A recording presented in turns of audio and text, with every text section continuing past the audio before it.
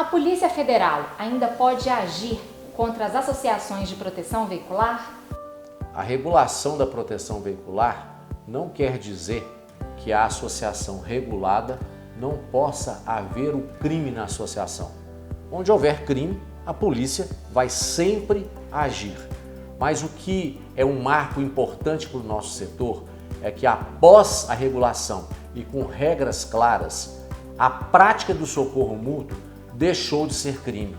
Então, discutir atividade criminosa não dá mais. Dá até para a polícia entender ou enxergar que em alguma gestão o crime, porventura, possa existir. Isso acontece em inúmeras outras atividades reguladas, mas o crime que vier a acontecer, ele passa a ser um desvio de caráter, mas não um desvio da atividade como um todo.